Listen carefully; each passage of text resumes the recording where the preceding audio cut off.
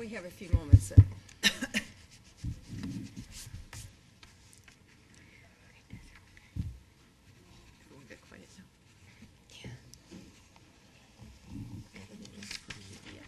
Pretty interesting hit because one car was. I saw where they had one of the cars up on the thing, and the police had. We did so I the- just oh, turned yeah. up Campbell back and put the back way because I was trying to get the East Campus.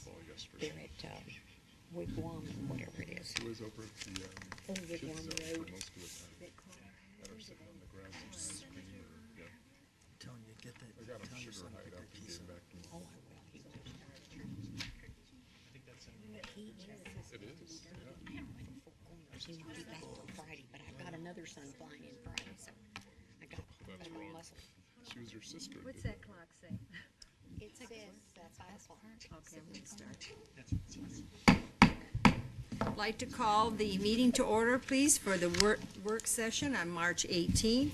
Before we begin this meeting, I just want you to know that we will have, tonight we have two special meetings. The first special meeting is replacing the regular meeting that was scheduled on Monday, March 11th, and was canceled due to several council members attending the National League of Cities and Towns Conference in Washington, D.C. last month.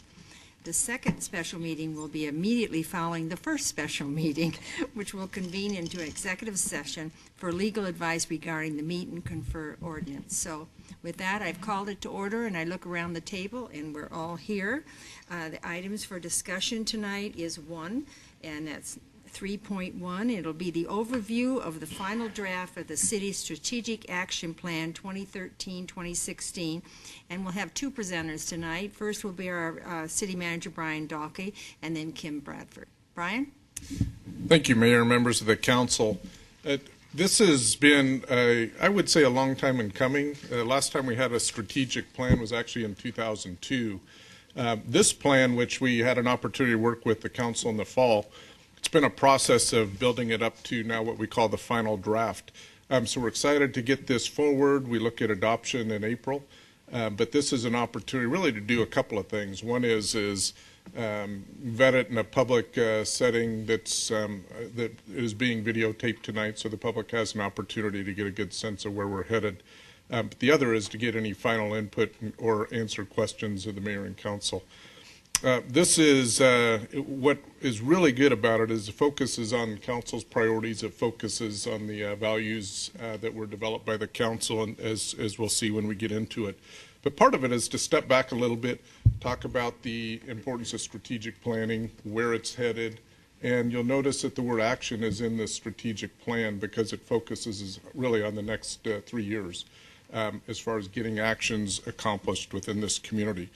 So as we go through it, Kim Bradford, she has been living this for several months. She has interacted with council members, certainly with directors and management. She knows this inside and out, and it's a great opportunity to have her actually present her hard work, but it's really the culmination of council's input and department's input that got us this far. So with that, Kim, if you could step us through, I'd appreciate it. Thank you, Brian. Thank you, Mayor and Council, for the opportunity to present to you this evening. As Brian mentioned, this has been a labor of love, not only for me, but also for many of our staff, and I know also for you who have been very involved in this over the last probably about a year and a half. So we'll start by just talking about what the importance of having a strategic plan is. On this slide, you'll see a visual depiction that kind of represents the finite resources that we have here at the city, not only in terms of money, but also in time and staff. And if you consider the 80-20 rule, we have about 80% of our resources that are really dedicated to providing the day-to-day services, everyday public safety, making sure our water is clean and safe and our streets are safe. And so that leaves us with 20% that we really want to make sure we're focused on strategic initiatives that really advance the goals that we've been working on defining. So real quickly, we'll talk about what steps have been taken to get us to where we are today. Back in June 2011, the council had a retreat which really established the vision for the city and then also identified 4 strategic focus areas as a result of the discussion that you had on that day. Following that retreat, we had a lot of work that's been done to really define purpose statements under each of those 4 focus areas. We've defined goals, which we'll go through today. And then, as Brian mentioned, we've really focused on actions. And what are those action items under each of those goals over a 3-year time frame that really best advance those goals and get us to the vision that we have. So what we've done is we've worked closely with department directors, and they've worked with their staff on really honing in on the ideas that you all brainstormed back in June 2011, as well as the retreat that we just had. We looked at the citizen satisfaction survey, looking at what the citizens are telling us is important, and also what are on the radars of our department directors and what are they working on. So the results of all this work was reviewed really in depth with the council at your retreat in November. We spent a half day with our retreat facilitator, Mike Letcher of Bridge Group, who did a great job, and we took about 4 hours and walked through every goal, every single action item, had a lot of dialogue about what changes you wanted to see, not only in the verbiage that was there, but also other emerging ideas or trends that you wanted to have included. And so what we did is we included consensus direction, and so as I walk through the plan today, I'll highlight some of those areas where we made some changes as a result of that. So really with that, we'll just kind of get into some nuts and bolts regarding the document, and this is just as a reminder. As Brian mentioned, we added the word action to the title, and that was done on purpose as we're really focused on identifying key actions over a 3-year time frame that really move us forward. This document, which is posted in its entirety online, you also have the full document, does not really include all those day-to-day activities that I talked about and really focuses on those strategic initiatives. Many of the items in this plan can advance using some existing resources that we have in our base budgets today. However, there are some that would require additional resources, and so in the plan what we've done is we've identified those that would require additional resources, and those are tied into our budget process. We'll evaluate those in the entirety with other budget supplementals to really kind of prioritize as a whole.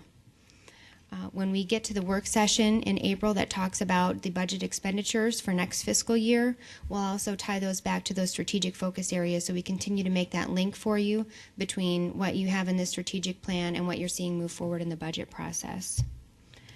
Also, just a quick note that if there is something in the document and it is not receiving funding next year but requires some additional resources, that doesn't mean it necessarily has to come out. What we'll do is, as we update this plan on an ongoing basis, we'll talk about that in terms of priority and evaluate it as part of each year's update of the plan. And that leads to just the kind of final point on this slide, that this document is really intended to be fluid. While it's a 3-year look ahead, and we'll go through this as we talk about next steps, but this is really intended to be a flexible document that can respond to not only emerging priorities of the council, but also some of the plans that we have underway now, such as the general plan and transportation master plan. So real quickly, we'll start off with the vision that really kind of set the tone for this document moving forward. And as I mentioned, this was really refined as a result of your retreat back in June 2011. The vision for the city of Goodyear is to be a great place to live, work, and raise a family, a city with healthy lifestyles and a commitment to the environment, a growing community that provides quality opportunities and lifestyles. We will be known as a destination place for regional shopping, for higher education designed for workforce needs, a place for diverse job opportunities and an inventory of industries, an incubator for entrepreneurs, and also a hub of arts and culture for the West Valley. These are the 4 strategic focus areas that are in our document: fiscal and resource management, economic vitality, sense of community, and quality of life. As we walk through the document, we'll talk about the purpose statement that we reviewed in November for each area. And then these were the purpose statements that were used as the definition for our goals. So I'm going to get into each purpose area. Please feel free as I go through, if you have a question about something, if you want to talk about something that maybe I don't highlight during the presentation but's in the document, or if you have something that you want to bring up, please feel free to just stop me and ask questions. Fiscal and resource management is our first strategic focus area. The City of Goodyear will implement innovative and responsible policies and business practices to effectively manage its fiscal and human resources. The city will maintain a stable financial environment that is transparent and maintains an outstanding quality of life for our citizens. Business practices will be efficient, business-friendly, and ensure exceptional customer service to all stakeholders and citizens. Something to note is we were really proud of how we successfully navigated through the recession, really based on a fiscally conservative approach, really promoting responsible fiscal policies, and the goals under this purpose statement really maintain that approach. Our first goal is to demonstrate fiscal responsibility through establishing financial policies and budgeting practices that accomplish the highest priorities and demonstrate results. A few key action items that we wanted to highlight under this goal include the implementation of our enhanced performance measure program. We're undertaking kind of a three-pronged approach to that. We just participated in the International City County Managers Association CPM 101 program. It's their Center for Performance Management, and what that is it's national benchmarks that have been established that we submit data as well as other participating cities across the country so we can kind of evaluate where we benchmark against other cities. Kind of a neat initiative that has resulted from that through our partnership with Alliance for Innovation is our second approach, which is our Valley benchmarking.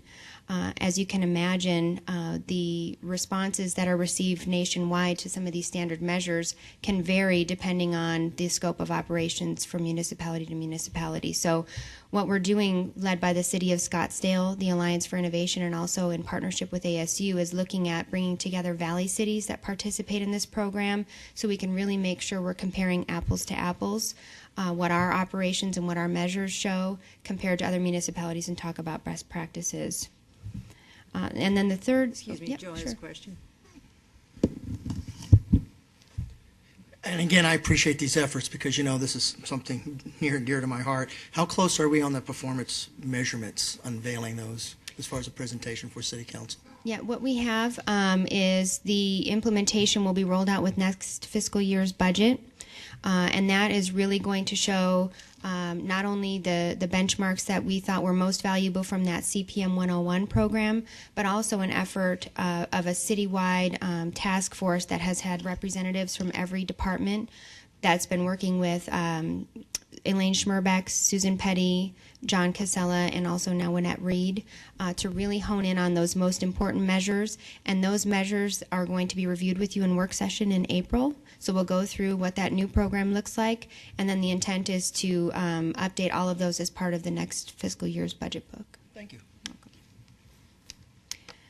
Second, under this goal, we are going to be adding an initiative next fiscal year for priority-based budgeting.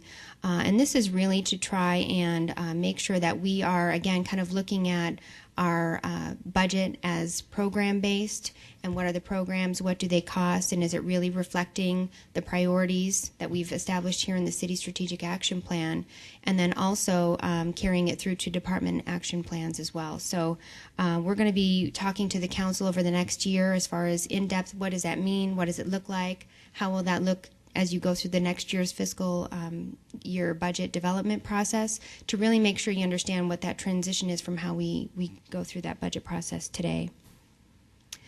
Also, something that we added as a result of the discussion at the November retreat was maintaining a focus on our plan developed to proactively budget for the increase in ballpark debt service payments. Beginning in the fiscal year 12-13 budget, we began to budget $680,000 per year to make sure that we were prepared for 2019 to cover our debt service payments for the ballpark in the event that the AZSTA payments are still delayed. So while we see positive indications from them regarding some of their updated numbers, again, we want to make sure we maintain a focus on making sure we're prepared in the event that those payments are delayed.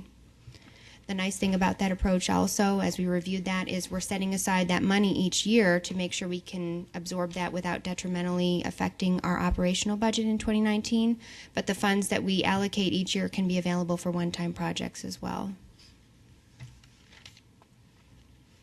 The second goal under fiscal and resource management is focused on reducing the cost of government through implementing business process and other operational efficiencies. So some of the activities that are under this goal include the process improvement teams that are in place in the city. I talked a little bit about the performance measurement team, which is one example. And we also have another great example through our performance evaluation team, which really worked over the course of about 6 to 9 months and brought forward those recommendations for our new performance evaluation process that was reviewed with the council in December. We also have our safety committee, which is bringing together staff from all our operational departments to discuss ways that we can work together and also share ideas and resources, not only in terms of safety but documentation. How can we share equipment, all as a way to reduce costs and create efficiencies. We're really seeing a lot of great results and documentation as a result of those efforts. And finally, as you know, rising cost of healthcare is something that we struggle with every year, along with many other organizations. And one of the strategic items that we implemented this fiscal year was going out to market on our health insurance. This was a proactive approach because we knew we were facing pretty significant increases.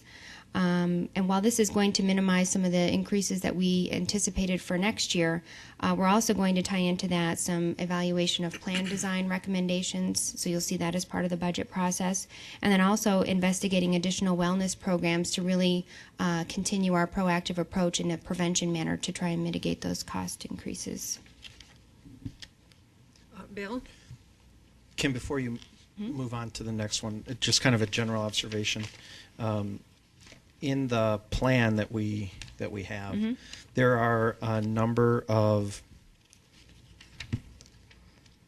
action items under each goal, and a lot of them have 12-13 and 13-14, which is upcoming. So I guess my question more specifically goes to the city manager, Brian. We're going to get a report at the end of each fiscal year on how we fared with this and where these stand? Yes, Mayor and Council Members Stipp. That column you see is when it's underway, and several of these will be occurring over the next several years with the goal of trying to get as far as possible within the next 3. We are looking at reporting out. Kim will be talking about that in next steps, but this is a living, breathing document that we will be reporting out, and Council will have an opportunity to update it each year. So, but that will be covered a little bit more in next steps. Okay. Thanks. Goal 3 under our fiscal and resource management focus area focuses on our human resources part of resource management. Our goal is to implement a human capital plan that allows the city to proactively plan for, maximize, and retain top human resources talent. The human capital plan is kind of an overarching approach as to how we're going to manage the human resources that we have here at the city. Oftentimes you'll hear discussions about succession planning or training and kind of individual items like that, performance evaluations, and this is kind of the overarching way that we look at all of that holistically and how one aspect influences the other. You'll see those items come forward to you. As I mentioned, we're rolling out the new performance evaluation process. We'll talk about employee training programs, retention surveys, and things like that. So that's all part of the over-encompassing plan. With our economic recovery and growth that we anticipate, really projecting out what our human resources needs are and managing them most effectively is really critical for us to remain ahead of the curve. It's something that we look at in terms of data-driven approach. As you know, as human resources costs are a significant portion of our budget, and they also compete with many of the other items that you see in this plan and also some of those core services. So we have to make sure that we're looking at that from a demand and a priority perspective to make sure we're prioritizing appropriately. As a result of our discussion on this topic at the retreat, we're also going to be exploring partnerships with various educational institutions and universities to develop creative training opportunities for the employees. Our desired outcome here is to remain on the leading edge of providing efficient services and thinking up innovative ways to provide those services and programs when we effectively administer our resources.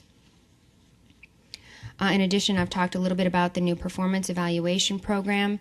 We're in the process of implementing that right now. Each of the departments will be going through and defining core competencies associated with specific jobs, really making it tailored to individual expectations and competencies associated with a job. We also have kind of an overarching philosophy of customer service that every employee will be evaluated on. Along with that, we will have individual goals that start with this city strategic action plan. What are those priorities? Which flows down to the city's, the department's strategic and operational plans, which then link directly to those performance evaluations and what that employee is expected to complete each year. So we're in the process of refining that. There's going to be training this spring, and the new program is going to be implemented with next fiscal year starting July 1st. One final note is we're going to be looking at how we can increase our use of interns around the city. We already do so successfully in a few areas. We have the ballpark and development services specifically, but what are ways that we continue to do that, which not only helps us in a fiscal manner, but also leads into those succession planning efforts and how are we building that pipeline.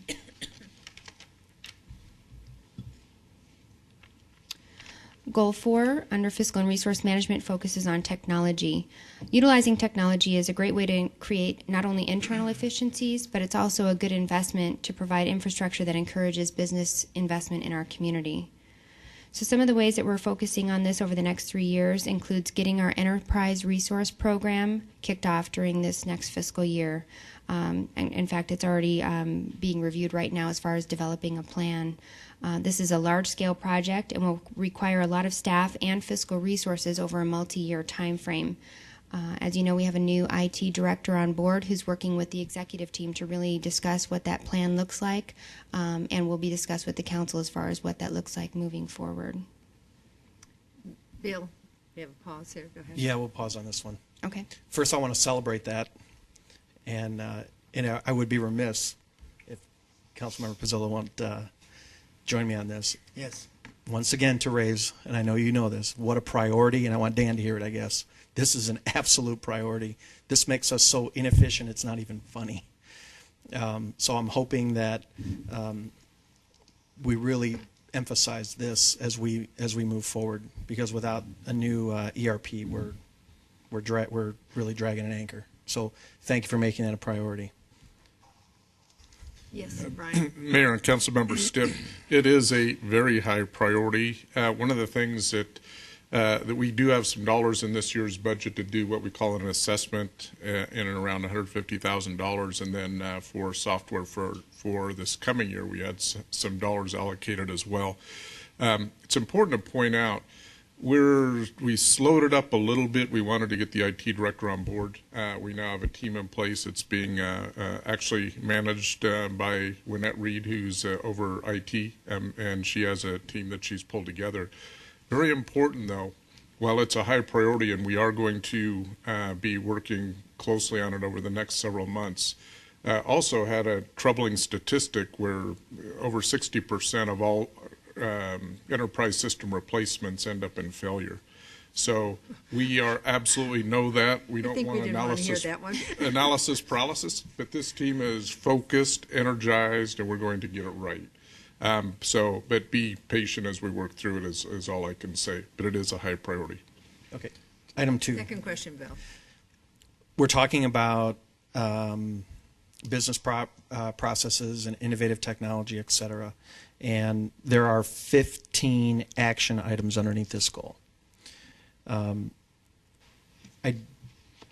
I went through it, and I went through it again as I was sitting here, I do not see anything in here that talks about our webpage and a possible redesign of that. And I know it's come up a couple of times. It is. It's It under is in another there. section where it talks about communication. Oh, it's So, under yes, communication. Yes. Then I'll wait till then. Just looking for the spelling of Yeah. website, so you need to Yes. see that. It's in here. Yes, yes. I'll wait. Are you finished, Bill? Yeah. All right, and Joe has something. On the evaluate mechanism to support city self-collected sales tax, that is even possible now with some of the things that's going on at the state legislature? Well, how we're Except for the, how we're approaching that is there's a lot of moving parts to that, as you know, as a result of those recommendations from the Transaction Privilege Task Force. And so depending on what happens this session in the legislature will really determine what and how and when we can move forward with that. So what we'll do is we'll kind of monitor, and as you know, Romina's active in that discussion, as well as John Casella. So once we get some resolution to that, then we'll decide how we can possibly move forward. Yeah, that one may end up going down. If I was a betting person, that's what my money would be on, but okay. Other action items in this area is continuing to focus on our expansion of our conduit and fiber system throughout the city. As discussed at the retreat, what we did is we added an item to create an overall plan to really identify short and long-term priorities in this regard. And having this plan in place really allows us to work more effectively with the Maricopa Association of Governments on matching funds that are often available for these types of projects. So it really allows us to coordinate in time with them on our projects as well as theirs.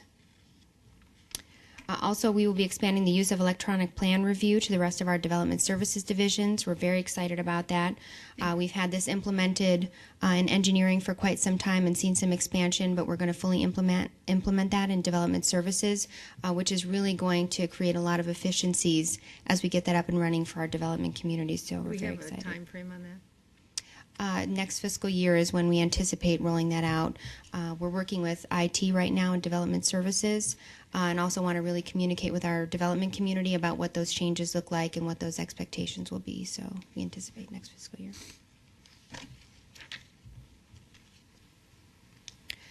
Our last goal under fiscal and resource management is focused on creating and pursuing opportunities for collaboration and regional partnerships to maximize resources and address regional issues. As you know, continued smart growth in our community is really vital to our sustainability, and we have to be proactive and innovative to make sure we're prepared to support it as we see increased activity. One of our critical resources, as we've discussed with you quite often, is water. We really have to make sure that we are planning for that, making sure we can meet the demand as it increases, and we're also doing it in a manner that's most cost effective for the city. One of our strategic focuses is to explore regional water and wastewater solutions. We're looking at ways that we can identify options associated with bringing our Central Arizona Project water allocation into the city, CAP water. And also we're looking at some short and long-term solutions regarding recharging our water. As we were proceeding with the City Center project, we had to decommission our SAT site. That was the City Center project site, so we had to decommission that. As you know, that project was delayed, and so what we're doing now is we're really looking at ways that we can re-engage and start getting some of those recharge credits while we're in the interim period. Also, we're consistently evaluating opportunities to partner with other municipalities.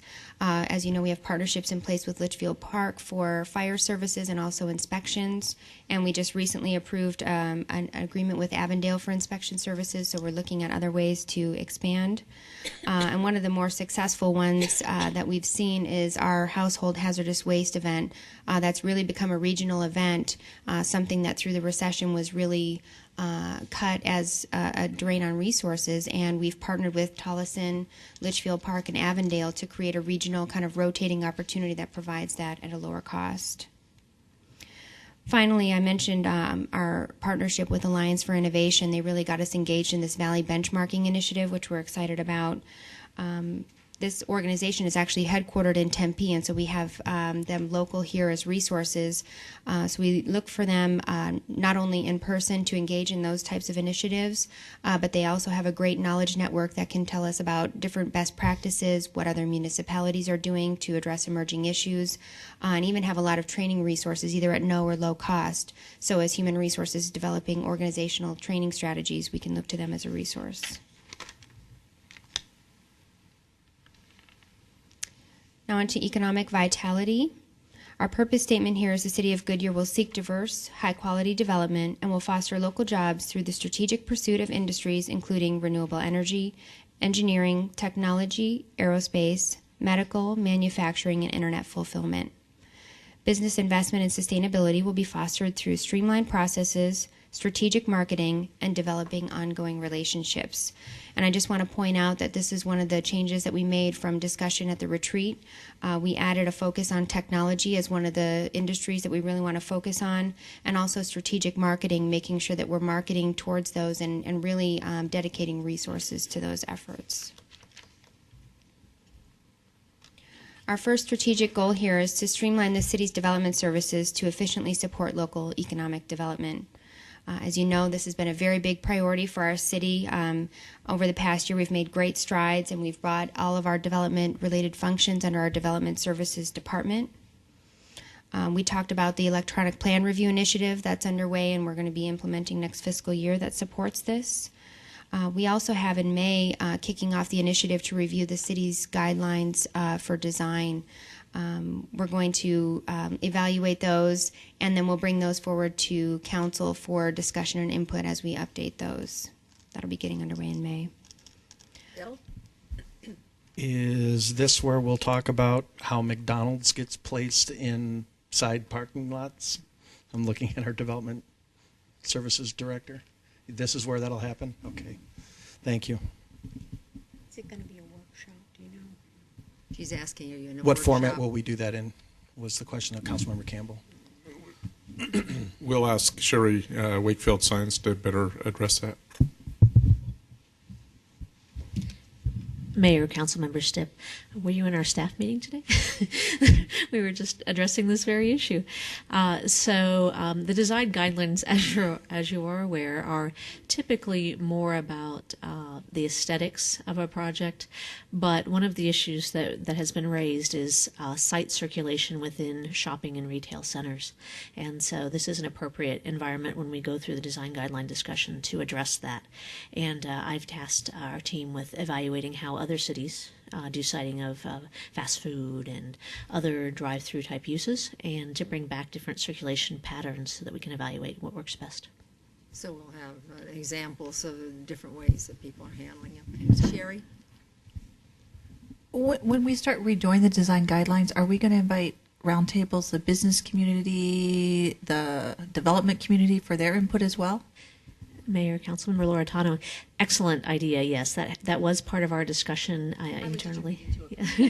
Awesome, it's excellent, and truly in terms of the concerns that were raised over the last 24 months in the economy with the business community, the council's attention to changing sign formats and banner programs and A-frames and all of that was developed out of, if you will, cry from the business community, and we are very sensitive to that concern and would go back and visit with them about the success of that program and things that they think would work better even yet. Wally? So in May, when you bring it back before us, is this going to be a work session so we can talk about it? Yes, so the intent would be that staff address those concerns which we've heard from council throughout the last 24 months, those that we changed to evaluate if we wish to continue, and those issues which we've seen consistently from the business community since that time that we need to address as well.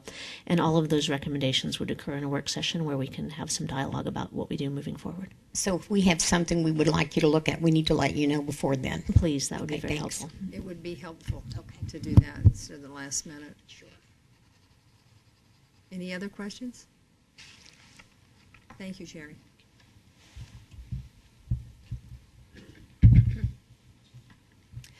In addition to our design guidelines, we're undertaking a process improvement initiative to really evaluate what our current development process looks like from start to finish and where we can create some efficiencies and some enhancements. One of the actions that we've done is we engaged Ron Wentz of Guidance Performance Solutions. He conducted a session with our development services staff using Sub-Zero project as kind of a case study. And so really looking at how did that go through the process and identifying enhancements, which Sherry and her development team are really looking at integrating those as they look at how to structure that process.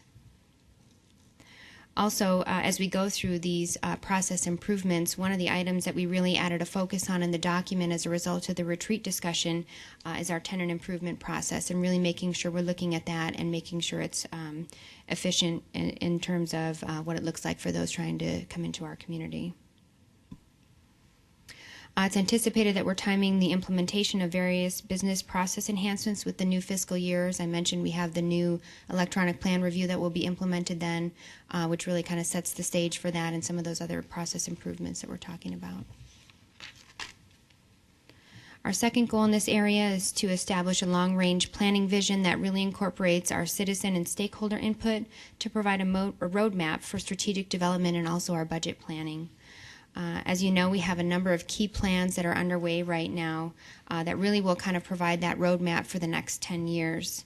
One of our key strategic initiatives over the next 18 months is the completion of our 2025 general plan update. Tying directly into that is our transportation master plan, which is going to also include an evaluation of our trail system. In our 2012 citizen survey, the top amenity that citizens said would make the city more livable is more parks and recreation. We took that and we recently established a Parks and Recreation Advisory Committee. They're going to help guide our plans, and they're going to be also engaged in that Parks Master Plan update. Our goal here is to really provide results in response to the citizen priorities, and the identification and the involvement of our citizens and these commissions in the development of these plans is really going to help us get there. Oh, Bill, sorry, I was taking a glass of water. That's all right. I think my question belongs here in, we're talking about reaching out. We've got general plans and transportation plan and a park master plan. And a lot of our decisions are driven based on a phone survey that may or may not be necessarily effective. And in looking at the action items in here, we don't talk about that occurring in the next couple of years, or at least changing the way we seek that input. And ultimately, when we get done with this whole process, we want to be able to answer the question, how do we know that this is what the residents want? I have a question for you. So you say it's ineffective. Of course, that is what traditionally it's done globally. We have a website now which we could engage, I think, along with that. But I don't know what you mean by, I don't know how to do what you want without calling every individual person. No, and I'm certainly not suggesting that, but Okay. what I'm suggesting is that we have employed some statistical model to a community of 70,000 people that statistically surveying 436 of them gives us the answers that we want. And You want confirmation on that. and I guess I have to intellectually I have to buy into that. In my heart, I have a hard time. And in talking to people, when we say, and I'll use boat trash because that's a great example. When you say to them, well, this is what the citizens said they wanted. They only want it once a week. No, inevitably, the person that you're saying that to was, I wasn't one of them, and you didn't call my house. So if there's an avenue for us to expand that without getting crazy. Now, for the master plan, we've created a website, and people can come in and they can vote, and we can really ask very pointed questions and get some direct feedback. That's what I'm perhaps suggesting, that maybe we put, I don't want to say as much effort because the general plan is a series of community meetings, et cetera, but looking at other options. And maybe there are none, but we won't know that unless we look. And that's what I'm challenging in this component is we're putting it together a strategic plan, we're moving it forward, and we're telling the community, this is what we decided. The 7 people sitting around the table thought this. But we never asked our residents, what is it that you want? Or how do we know that what we've come up with, we need to validate that. Mm-hmm. We probably need to validate some of the things, but we did. I think about in the city center, we had hundreds. We probably had more opinions on that and other times. But I guess what my question is, how is and you can find this out later, it doesn't need to be argued tonight or talked about, but do we target each neighborhood with a certain percentage? Because that, we're very segmented here in Goodyear, and we have big neighborhoods and the central, how we do, we have our central, our southern, our northern. Mm-hmm. I would like to see, maybe that would be by targeting it with a number of inquiries, but again, I don't know the cost that it was for the survey. Sherry? Well, and I understand statistically what you're saying, because I know they do presidential elections with a very small sample and pretty much dead on. But I guess my concern is, and they found that out at the national level too, is that so many homes, like we don't have a home phone, so we wouldn't even be part of this survey. We could not be a part. So I agree with Bill. We probably need to look at other avenues, especially for the next time we do this, to make sure we get more people, because so many people don't even have a home phone anymore. Yeah. So if we could look into that, that'd be great. Something beyond SurveyMonkey, something that's a little more specific. Yeah, and that's all I'm saying. If we can have an action item that looks at ways to improve the way we survey the community or find out what the community wants, that's all I'm driving at. And Mayor, Councilmember Stipp, we've actually have talked about, we use Behavioral Research Center to conduct the phone interviews, and we have talked about other venues for doing that. We conduct a survey every 2 years, but there have been internal discussions. We haven't had a chance to talk to council yet as far as can we do that differently. Same time, you hate to lose some of the history of where we've been in terms of public safety. Do you feel safe at night? Those types of things are still good indicators. So some we want to keep, but the other is just really opening up the venue for how more citizens can respond. So we got that. Any other questions? Thank you.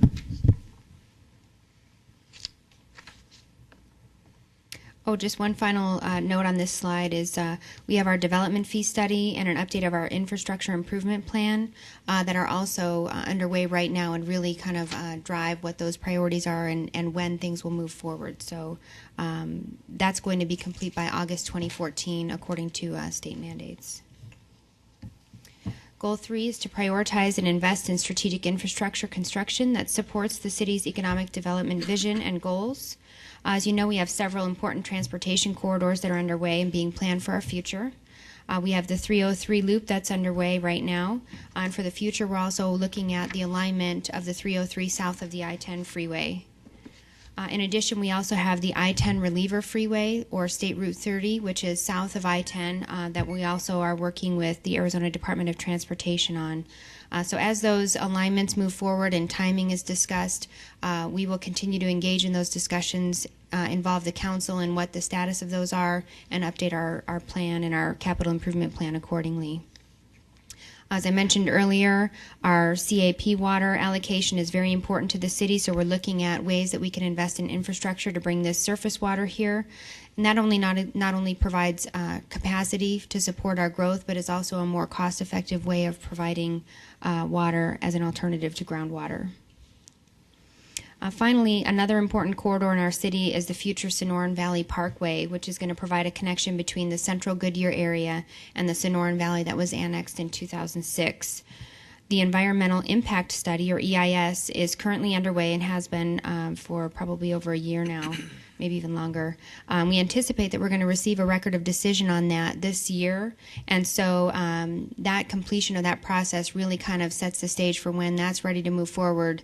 We've got that dialed in as far as approvals go.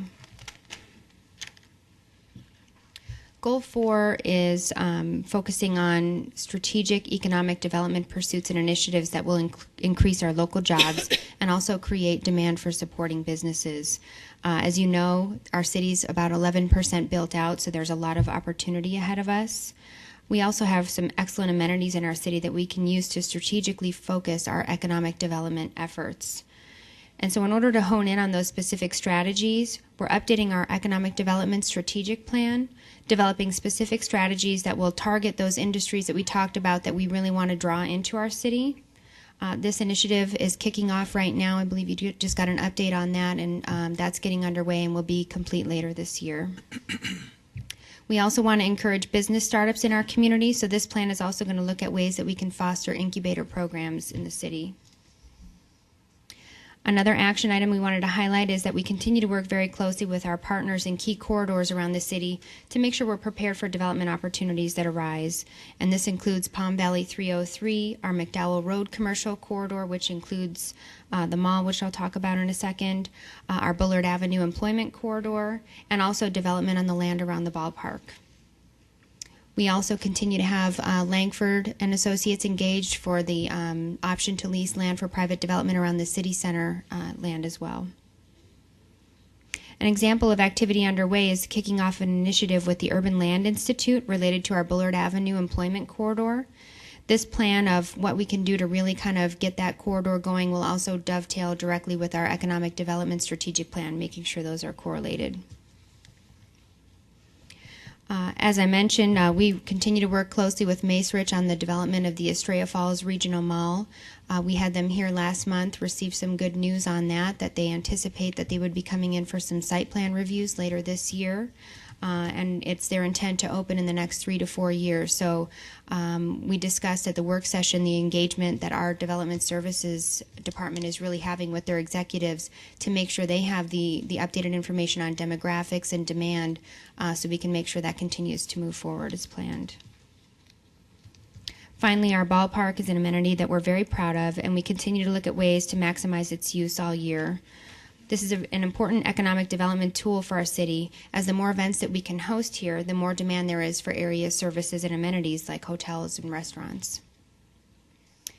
We talked about our economic... Joanne has a Oh, yeah, question. go ahead.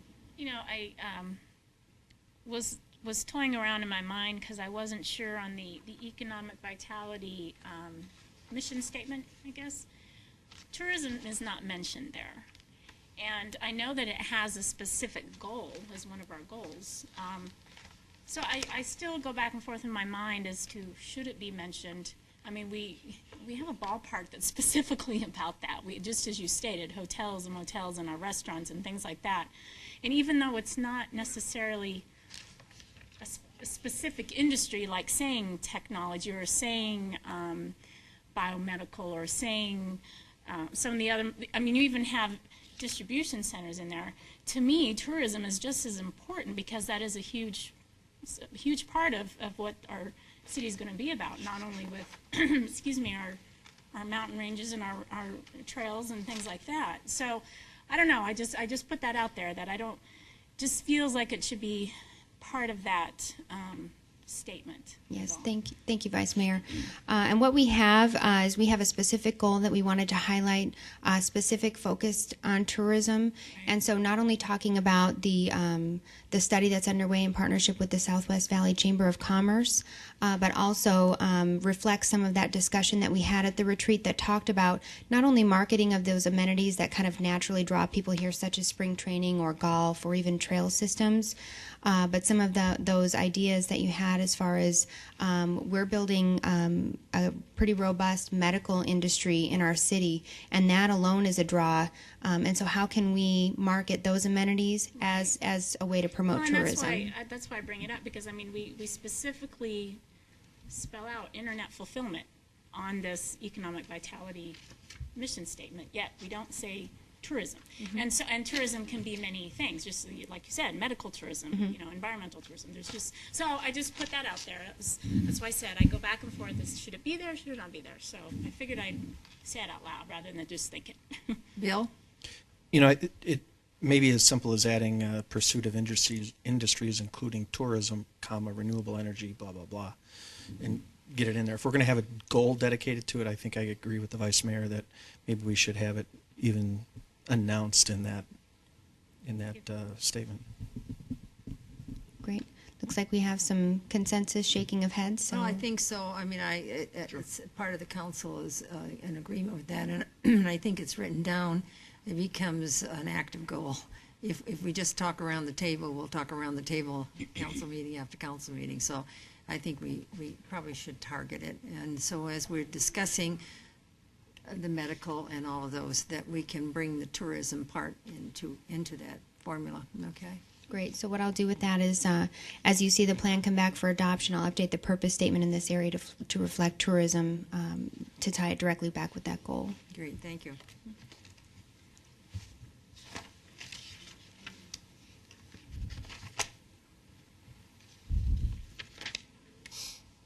Along with focusing on recruitment activities of new business, we've established a goal of fostering support of local businesses through ongoing engagement and communication to ensure our city policies and priorities support their long-term success. It's vital to our long-term sustainability to ensure that our businesses in the city are successful, and we want to make sure that we're doing what we can as a city to support that. Action items under this goal are that we will be developing a tool to obtain feedback from our new businesses, to glean information about their experience with the city, and using that to ensure that those changes that we talked about as far as process improvements are really hitting the mark that they intended. Bill? Is it possible for us to get updates from the business roundtables for those that didn't participate? I realize we all can't be there and whatnot, but if We really should be sending those, we really, yeah, thank you for mentioning because when the that. issues come up, it would be nice. If I'm not there, it would be nice to know what the issues are. As Right, we there's try no to, reason that we don't send out the minutes and just kind of an overview of what we've done. what the concerns are, Yeah, who was there, what the concerns were. So if we run into those folks, we can say, hey, how'd that meeting go, really? Yes, Mayor and council members, Stip, that's very easy to Okay, good start point. providing those summaries out to you. We have those approximately every quarter, so, and from now on, we can start doing summaries. Thank you. Joanne? I know that a lot of effort, especially with only 11% built out, that we will have continually be strategically looking for specific companies, corporations, businesses, all that coming here.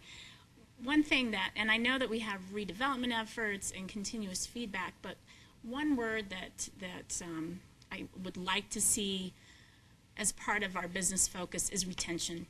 I mean, that, really to me, that says we want to retain these businesses that we have here in Goodyear. And that should always be a focus, not on just as who can we get in to come in, but we want to retain who we have here. And I have not seen, unless it's in another section, I haven't seen that word retention or retain or something like that. Comments from council? I think it's just as important. That was Councilman Pasillo. I didn't have an opportunity to check my Webster's before I came in, but isn't sustainability, isn't that go to retention and doesn't it encompass it all? Where's Business investment and sustainability will be fostered through streamlined processes, strategic marketing, and developing ongoing relationships. So I think if we're going to sustain our local business community, it's retaining them. Like I said, okay, I'm not related to Webster, however. I don't want to wordsmith it to death either, but I guess when I see sustainability, I don't think You're thinking of it in green. Yeah, I am. and when I see sustainability, this is what I see. Sherry, any other comments here? Fine. Everybody's in agreement, we're adding the sustainability? Well, I guess if that's what our definition is going to be. It's in the purpose statement, and what we could do purpose statement, is okay. under this goal, we could just add, we could change the wording to say foster support and retention of local business, just to really kind of Just to highlight hone that. it in? Yeah, Okay, let's do So it that. doesn't look so green. right. Thank you. No, and really, in all honesty, small businesses in our community may be looking at that and reviewing it and say we've sort of been left out, and so good idea, so. Definitely. Our last strategic goal in economic vitality is to develop a comprehensive approach to encourage tourism in the Goodyear and the West Valley. As a complement to the baseball draw that we see in spring naturally with spring training, we continue to work with our neighboring cities and also the Chamber of Commerce to develop strategies on how we can foster tourism. As you know, we've talked about the tourism study that's underway as a result of some funding from Proposition 302. This study is going to reveal some additional strategies that we can use to kind of even dial this action item in a little bit more. So once we receive those recommendations, council talks about what you want to prioritize and have move forward, we can update this plan to reflect some of those specifics. And as I mentioned, really after the discussion at the retreat, we want to focus on some of maybe those non-traditional tourisms and how can we draw that to our community as well with some of those industries that we're building here. One thing I want to point out as far as the ballpark goes is we're going to be having a work session with the council after the spring training session wraps up, not only as a wrap up, but to really kind of talk about a little bit more the economic impact study that was recently done.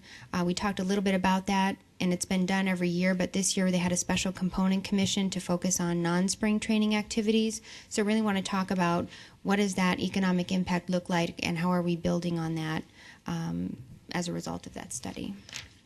And I'm assuming then that things like the IMS race, there were a lot of those that brought, I was amazed at the number of people that were from out of state that came to that to participate. So, Absolutely. okay. And even out of state for those full marathons, but we also see for those local 5Ks that are not only done by the city, but also just local nonprofits, organizations that have 5Ks in the city. That's a really big draw from even just local communities around the state. So it does draw people into our community. Okay, we're at sense of community. The purpose statement here is the City of Goodyear will provide programs, gathering places, and events where the community can come together to participate in opportunities of learning and recreation. Sustainable relationships with the community will be cultivated through citizen engagement, outstanding customer service, and clear, accessible communication. So part of the vision for our city is to have quality higher education as part of our community. Also going back to the 2012 Citizen Satisfaction Survey, we had 65% of the respondents saying that bringing additional higher education organizations to our community would enhance their quality of life. We've had successes in the past. As you know, we've had Franklin Pierce University in our community for a few years now, and they also just recently expanded here in the complex to expand their programs. We continue our efforts to attract additional higher education organizations in the community, so we'll continue to focus on those efforts. We still have our city-owned land adjacent to City Center, which we've talked about as far as university opportunities. And so we're excited about opportunities that we'll continue to see in that regard. Our second goal under sense of community is to create an enhanced connection with neighborhoods throughout the city through focused outreach and strategic utilization of communication methods in order to provide outstanding customer service. This is where you'll see things like our city website, what those enhancements are, and what we're going to be working on over the next fiscal year.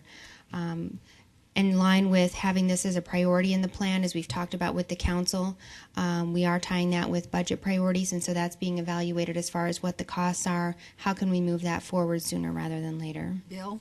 Okay, here we go. You cannot navigate that website right now today, period. I tried to find out where and how I could get my trash can replaced because it had been damaged by the trash machine, and I couldn't do it via the web. That I had to call City Hall to get to sanitation, which sent me to finance to get me to replace my garbage can. And I try to go to the website to find stuff before I make a phone call, just because I'm a resident and we tell residents, especially historic Goodyear, go to the website. We can do everything. Oh my God! The last thing I want to do is anybody to go to the website. So I'm begging somebody. I realize that website enhancement is something that can be quite costly. But I'm sure if we were able to create it to this level of insanity, we're probably able to pull it back a little bit too and simplify it in some fashion. I'm off my soapbox. Joanne? Oh, go ahead. Go, you go ahead. Oh, I was We'll all just be on going the to say, soapbox. yeah, okay, well, Friday, I actually tried it myself, the website, because we want to drain our pool.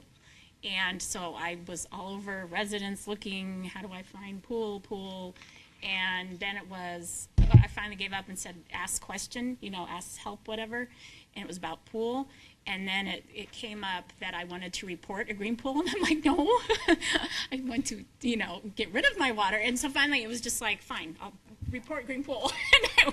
But that was trying to, I was quickly responded to. But, it's very, yes. Sherry, your turn. My turn. Okay. No, it's not. I have a constructive suggestion. We do have an app. It would be nice because a lot of people don't even use websites anymore, have moved to their smartphones with apps and iPads, that perhaps maybe we should also, and not to pile on, but rather than enhance the city website, maybe make it workable. A lot of that stuff with an app that you can find it, because a lot of people don't focus on the website. Thank you for your suggestion. Well, I will sum this one up. There's a lot of unhappiness with our website, and that's not the first time I've heard it. And I've even gone on it and have not always been 100% satisfied with what I see and how easily it is to maneuver. And it needs to be easy for me, so it isn't. So, yes. It's your turn, City Manager, because I know Mayor you and have a lot to Council, say. we absolutely agree. And what we are doing, we're looking at it in terms of budget implications, how best to get at changing the website. So Council will be hearing about that as we present the budget this year. So we know it will be under consideration Well, maybe into that's this where next we need to fiscal get year. an intern in here, get some of these young people at the university that, listen, this is nothing to them to put something together and figure out how it works. there are a lot of ideas, and we're actually kind of finalizing that. We're working closely with communications and also our IT department. Once again, Lynette Reed is engaged in that too. We keep putting more on her plate. But it's a team that's looking at it right now, and then we're coming to a conclusion as far as how best to approach it vis-a-vis the budget. Well, you understand, it's so easy to use all this modern technology, so people have no patience anymore. So we have to be really good at what we do, and so I think that's probably adds to it. Yes, Bill? Well, that, and I think that not everything always has to have a significant budget implication. So if we can, in the meantime, find a less cost-effective and perhaps a more streamlined way to do it, I don't know if it's in the design, if it's what we're doing to it. I'm going to say one more time. I think an intern from the university. Something other than what we're doing today has got to be. These kids have been working this since they were, in the elementary school, and why not use that resource? And I'm sure ASU has somebody they could send over here, and we could be an assistant and clean this up and make it at least workable before we talk about putting more money into it. We probably could take what we have right now and make it work a little bit better, and then, of course, as the budget allows us to be able to upgrade it. It could be a class project. It could be, and I really. Yeah. So I guess that's where we're coming from. So, yeah. And I would just say we are not, as far as staff, looking at throwing huge dollars at this. There are a couple of strategies that are really we're focusing on now. To also keep it cost effective. So duly noted, and we will be bringing it back to council with is exactly how we plan on approaching it. Thank you. Okay. Go ahead, Kim. Yeah, a couple of notes on the positive side as far as how we've been trying to address some of those challenges with the comprehensive city website. But as we talked about, we've got spring training underway. That's a really big tourism draw, and really kind of streamlining what that site looks like, making it easy to use, interactive. And so we had a new website launched this year, goodyearbp.com. That's really incredible if you go and check it out, and that also dovetailed with enhancements to the Cactus League website as well. So we've made some strides there, and then also in regards to the general plan, realizing that we had to be responsive to the plan that's underway right now. We have GoodyearConnects.com, which launched a few weeks ago, and we've seen great response, and that's the format of that is almost more social. But again, so we've tried to take some interim steps, knowing that we have the larger challenge ahead of us, but how can we make some improvements sooner rather than later? Under this goal, we also have fostering a culture of service in our organization. One of the best ways that we can really foster a sense of community and affiliation with our citizens is to really focus on providing outstanding customer service. As I talked about under fiscal and resource management, we've got our performance evaluation form that's being updated that really has an overarching focus on customer service, and our human capital plan is really driving that message home as well as far as a core value of this organization. So building that foundation that we already have there and strengthening that really creates that sense of engagement with our citizens. I really appreciate that, because we have to remember this. We are in a business of service, right, and we are serving the public, and that's what our job is. And I hate to see us in certain areas fall short of that, and so we all have to keep that in mind from all the employees. So thank you. Can I add one more thing? Yes. And I don't know if I missed this or not, but when we talk about the website, would that also include other social media, keeping that up to date, going into those other social media as well? It does, and we actually have under the outreach goal, and just talking about how can we continue to build on. We've made some great progress in the areas of social media through Facebook and Twitter, and how can we continue to build on that? So we do. I was amazed. Well, now that I'm using Twitter, I was amazed at it. I looked through it, and it really is. I mean, there's a lot of information on there, very quick information. But I noticed the ballpark does a good job. They had a lot of different things on there for the week. So. The ballpark does a great job, and I would say also our teams do a great job. And so kind of the collaboration between what they're putting out there and our involvement and engagement in that really helps communicate that to the citizens. Finally, public safety is an area that touches all of our citizens and stakeholders. Oftentimes, these are the group that have the most impact and interaction with our community, not only through their response to calls for service, but also we have an enhanced focus on our community policing and just kind of that proactive approach. As you know, we restructured that unit recently to really kind of enhance that proactive outreach to our communities. And this is evidenced by active partnerships with some of our neighborhood alliances, such as Historic Goodyear and the North Subdivision, as well as partnerships with local schools and nonprofit organizations. Our final goal under Sense of Community is to evaluate additional community programs and events that bring citizens together to foster a sense of community and culture.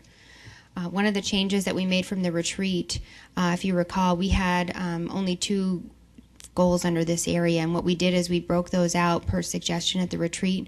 One to really focus on communication and interaction, and another to focus on events. So that's a key difference that you'll see here in this next version of the document. What we did is we moved a lot of the items under that previous goal over here where they apply more directly. We also added the city library, which was an item resulting from the retreat, to really highlight the progress we're making on enhancing the library services that we provide. This was the second highest amenity identified by our citizens in the last survey. We're super excited to have this underway right now, expansion here at the Veneta complex.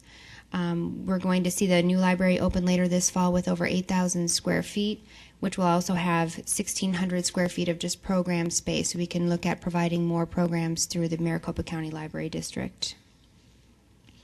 As we just talked about, we have really enhanced our engagement and communication with citizens. We continue to look at ways that we can focus on social media, Twitter, as a way to kind of get feedback and get word out to the citizens, not only with road closures, but programs. Parks and Recreation will announce things the day of, because a lot of people don't make decisions until that day of what they're going to do the weekend. So really engaging them through that avenue. As a result of this increased engagement, we also hear about emerging needs in the community. So one of the things we want to focus on is our process for responding to those needs that we hear when we're out, seeing comments on Facebook or out at those community meetings. One example that has emerged from that is our work with the Neighborhood Alliance that has resulted in the Dress for Success program, which has both short, kind of quick things that we can work on, as well as long-term initiatives that really help address those neighborhood needs. Finally, Parks and Recreation is really key in this sense of community area. This includes our signature events, which really brings our community together and kind of fosters that sense of community. As you know, we have a lot of great events that we do traditionally every year. We're always looking at ways that we can expand that. A great example is our parade that has now become an annual event, started as a centennial event celebrating Arizona's 100th birthday. It was so successful that we just had our second parade in conjunction with the city of Avondale. So looking at that, we also are have an upcoming health and safety expo, and also a STEM event that will be happening in April as part of the Arizona Sci-Tech Festival. So really kind of bringing that focus into our community as well. Our fourth focus area, we're on the home stretch here, quality of life. The purpose statement here is the City of Goodyear will implement programs and projects that create a clean, safe, and sustainable environment, and that provide citizens with opportunities for an engaged, healthy, and active lifestyle. Very sustainable environment. I'm sorry, Joe? This is a question on the statement. To me, quality of life is the feel of one's community.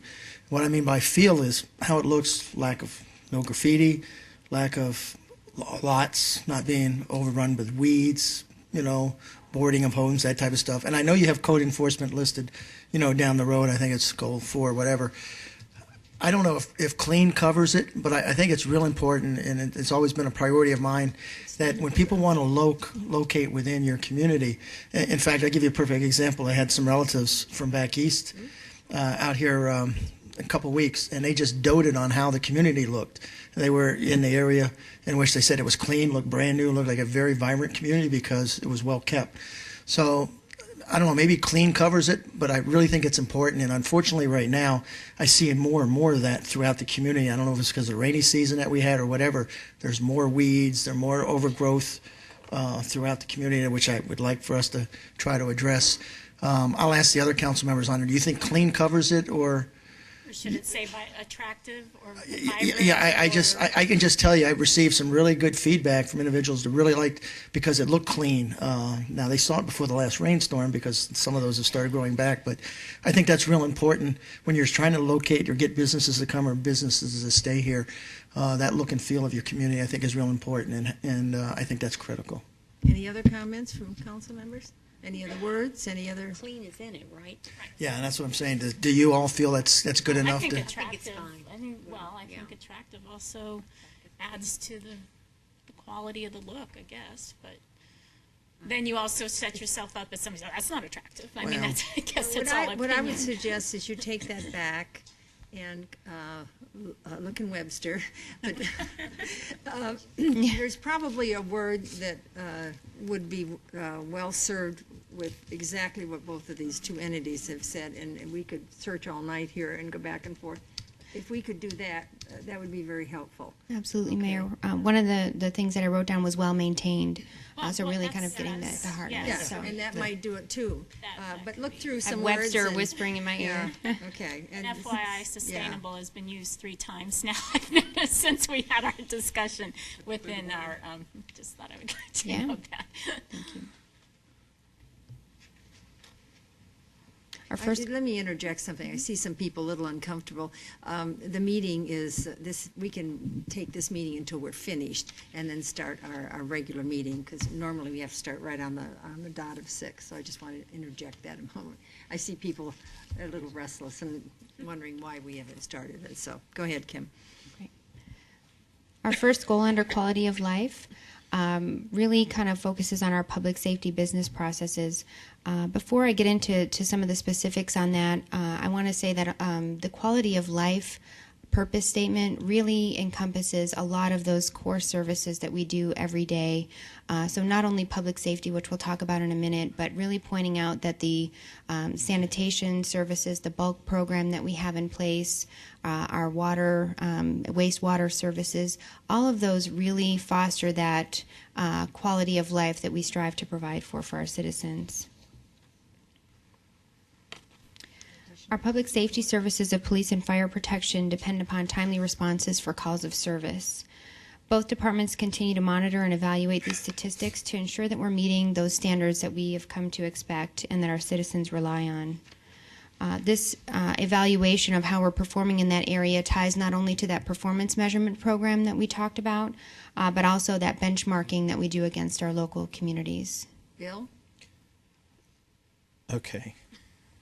We have a lot of emphasis on response time, which is great, and that's the industry standard, but we can get somewhere really, really fast and do a horrible job.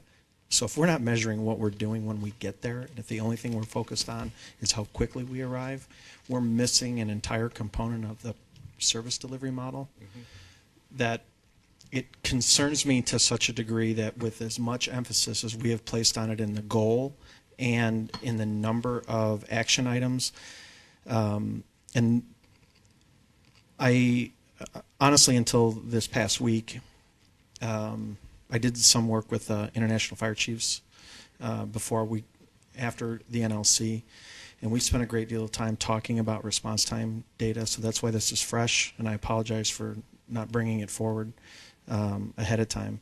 But we need to measure what we're doing before we put all of our eggs in the response time basket. And I would even suggest it's probably the same situation with PD as well. Again, a police officer can get there really, really fast. But if they're mean and they're disrespectful and they botch up the evidence collection, what good was it? But hey, we were there in 2 minutes. So I would personally like to see an emphasis put on the creation of the performance measures and maybe drive a little bit away from the response time being the sole key indicator. Because I think in those two circumstances, it's really about crime closure, it's about cardiac survivability, it's about fire loss, stop. It's, you can go, on and on down the line. So I'm concerned that we're putting too much emphasis on that as we go forward. So I throw that out to the rest of the council. All right, let me see some head shaking or not shaking or comments here. Joe? No, I have to piggyback on what Councilmember Stipp says. I think response time is important because if you get there late and somebody has a heart attack, that's as bad as well. But I agree with you that you do need performance measures because if you get there on time and you don't do the customer service, you don't take care of what you're supposed to, it's just as bad. I think the two have to mirror. You got to join the two, but you got to have both, from a quality standpoint. So I'm going to piggyback with what you have to say. And I realize they're both in there, but I think the emphasis, we talk about maintain excellent response times. And how we're going to do that is through data and trend analysis. Okay, that's looking at response times. And, oh, by the way, performance measures. I think it needs to be, we need to maintain excellent service using performance measures while maintaining a high efficiency of response time or something, but put the emphasis on the performance measures and not the response time. And as I go through some of the action items, there's a lot of information that pops up here about response time, and benchmarking. And while that's all great, it's the performance measure that matters. And to be honest with you, based on my conversation with these folks from 7 major fire agencies throughout the country, we don't measure our performance very well. So it's going to be hard, but I think if we're looking into our future and our quality of life, that's where we need to put our emphasis. Joanne? Well, and I think I agree with you. I believe that the emphasis first would be, like you stated, probably one of the reasons that time continues to come up is it's at least measurable. I mean, you will have to have, and you certainly, I know this business, you would know what is measurable outcomes to. I mean, if you, it's hard to necessarily measure maybe customer service unless you're surveying the patient while they're laying there or something, but, the measurables of how many people were able to cardiac arrest, how many, I think those are ones Looking at that, me when you're no, saying I'm that? not looking at you and saying that. Excuse me? Sherry, so we could measure cardiac arrest. Yes, okay. Anywho, so, yeah, I definitely agree with you on that. There should be an equal or even more emphasis on what you just stated. Well, I think we have an advantage here because Bill happened to be at that conference and gathered that information. And you said 7 different states were there? No, the 7 major fire organizations in the nation. In the nation. Were represented at this meeting. We were talking about firefighter injury and fatalities, not quite related, but what drives firefighters to be aggressive, same thing I would imagine police officers, is the speed and the emphasis. And what we never measure is what service are we delivering and how much impact that is. So the conversation started in one direction and ended up going in another. But for 2 days, this is what we talked about was measuring our performance and what can we do. And then there's, the faster you go, the more likely you are to have an injury, the more likely you are to have an accident. So then now you start looking at injury rates and car crashes and all those things that bring liability to the city. So, I mean, it's just the ripple effect from that is enormous. So seeing that now, I want to say let's take the emphasis off the response time and put it to the performance side, not forgetting that they're there and that they're important, but the emphasis really should be on the measurement of what we're achieving while we're there. Joanne? Oh, I guess I'm like, again, I say I agree with you. I think sometimes to a person, that time is so critical, not only to how you feel when you're in that emergency, that they're right there. Maybe it is a 4-minute goal that we always continue to say, but there are also some situations where you hit 6 minutes and you've just bypassed that window of saving somebody or whatever. So I know that those have been issues in the past too, but I think it's just also that feeling of comfort knowing that, oh, it's 4 minutes or it's 5 minutes. They're critically waiting. So I don't want to not. I just want it to. Yeah, I like the swap of the statement. So you understand the direction they're going in. Again, this is what's so unique about this council is you each all have your own specialty. And thank you for sharing that information that you brought back. So with that, you have enough. Yes, Mayor and Understand. Council, Okay. when the final plan comes back, I'll adjust that to reflect performance measurement that not only captures our response times, but also the efficiency of our service delivery. Great, thank you.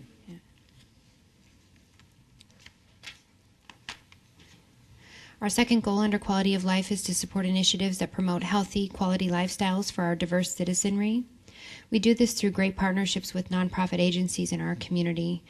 We have lots of examples that are already underway. One example is our partnership with Arizona in Action. They were born out of our All-America City initiative back in 2008. We continue to look at other organizations throughout the community to develop programs that really foster that quality of life that meets diverse needs through our diverse I suppose Benavide citizenry. is one of those programs. Correct. I think you were in my meeting earlier. No, sorry. I'll shut up. One of our partnerships that we recently established was Benavia, which is based out of Surprise, recently initiated, I think it was November of last year, a local grocery shopping program here for those that might need the service in our city. We also have a program out of our police department called You Are Not Alone, Yana, that does a phone check service for those that are enrolled in the program just to kind of make sure that they are okay, do they need anything. So we continue to look at those unique partnership opportunities with local nonprofits throughout the community on how we can meet those needs that maybe the city doesn't necessarily provide. Jen? I wanted to bring up an idea. Actually, in NLC, I attended a workshop about engaging citizens, and through one of the things I realized, in Benavia, when you start building these partnerships, it's a great way to get that participation that we want from those people. So, for instance, if we have something going on that will affect our seniors, we turn to Benavia and say, when you're dropping off the groceries, can you help them with the survey? Or, different ways of using these organizations to reach to these people. Because a lot of time we try to reach out to the HOAs and get into those communities, but really we need to go to where the people are. Mm-hmm. So if we go to the churches, we work with the nonprofits, we do those kinds of things. It might be just one more way we can get that feedback to see if we're on the right path, for the goals that we're setting. So good idea, and the round table works out well for that. Yeah, absolutely, our faith round table. Yes. That they would share those. Yeah. Nice, thank you. Thank you. Another strategic initiative that we're exploring is our efforts related to expanding our neighborhood circulator routes or paratransit service. The Maricopa Association of Governments recently completed its regional transit study, and in fact, they're going to be reviewing that with the council next week in a work session, so really kind of going through what do those recommendations look like, what could a plan look like for our city. And so once you receive those results, we'll really be diving into that and discussing with you what are those important and priority aspects of that plan, how do we want to move forward and plan for those services in our city. Molly? Will it also include dial a ride? The study? Dial right. Yeah, yes. dial a ride. Yeah. I'm not familiar with the details of the study. Mayor and Councilmember Campbell, it would be a component of this study. I don't have the details on it, though, at this point. That's fine. And I've made note of that, so we'll make sure we cover that for you. Our third goal under quality of life focuses on the city's relationships with our education community and our youth. We will facilitate partnerships with local schools, district leadership, and also youth development programs to ensure quality education opportunities for our local youth. We have a couple significant initiatives that are focused on education. We have our Building Blocks for Education initiative, a local partnership effort that brings together various education leaders in our community to discuss issues and best practices. There are a number of ideas that result from this partnership and through that dialogue that's created. One example is the citywide reading challenge that I know the vice mayor and staff are really working hard to get going, which is a great example as that initiative really helped bolster our profile to get designated as an Arizona Read-On City through the Literacy Foundation. So that's just one example of ideas that are generated through that conversation that we're facilitating. Which actually helps us in economic development. Absolutely, absolutely. We also have the Arizona Mayor's Education Roundtable, which our Mayor Lord is a member of. This is a newly formed group, and again, as those ideas start being generated from that group, we'll bring those initiatives back to the council for discussion. They'll ultimately be tied into how do we want to engage, do we want to envelop certain aspects of that into our city strategic action plan, and how do we want to move those items That's forward. more regional. That Right. one is more regional Right. than local.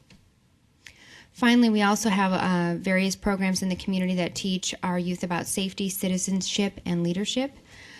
We recently had a work session talking about enhancements that we're going to make to our Youth Commission program, really focusing on how can we educate them about municipal leadership, again, kind of tying into that succession planning and getting our youth engaged and excited about public service.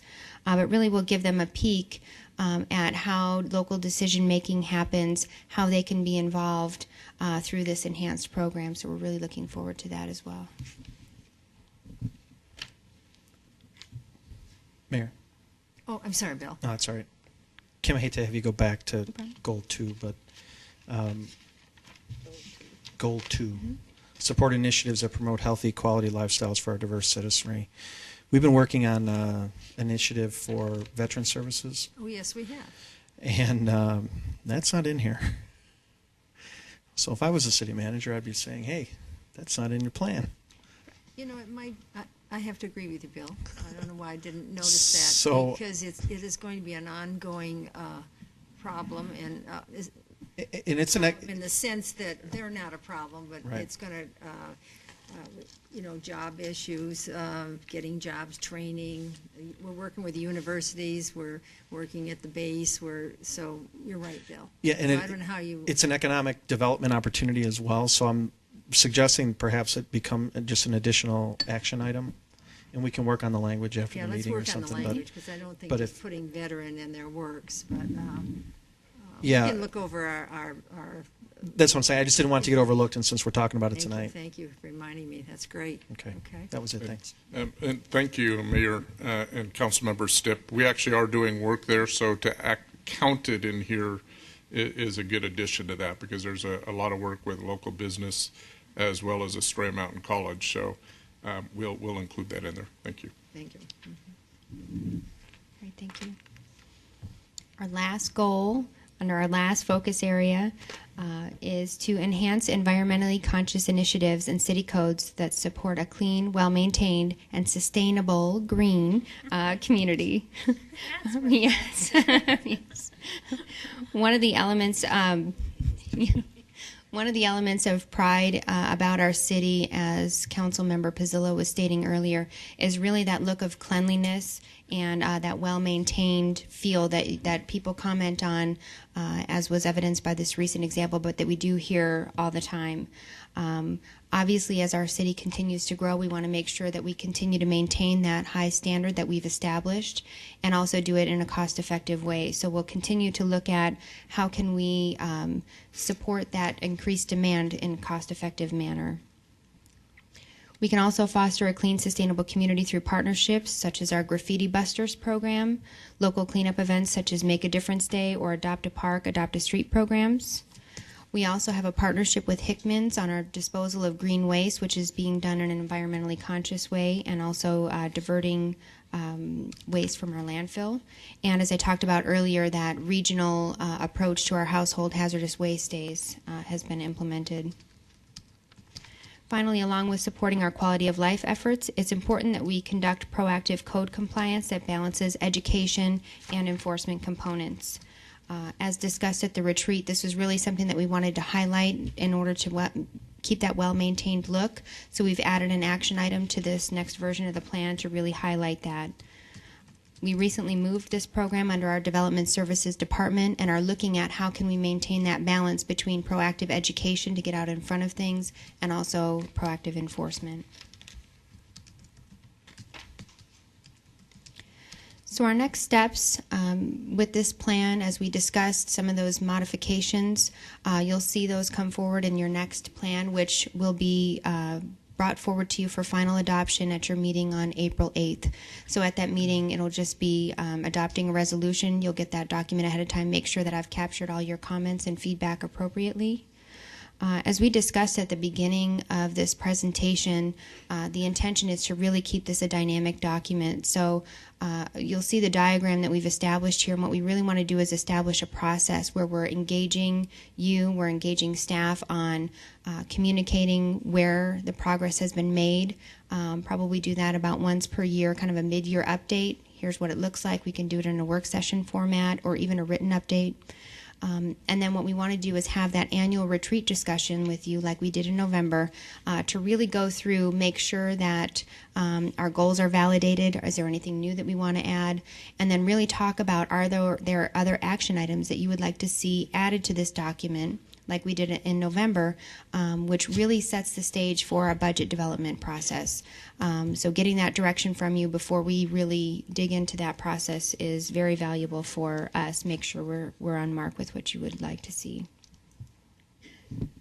And also, as I mentioned, kind of establishing that annual review and update through formal council action lets us respond to changing priorities, and also as we see some of those plans come to fruition, such as the general plan and transportation master plan, making sure that our document really reflects what's the priority of the council.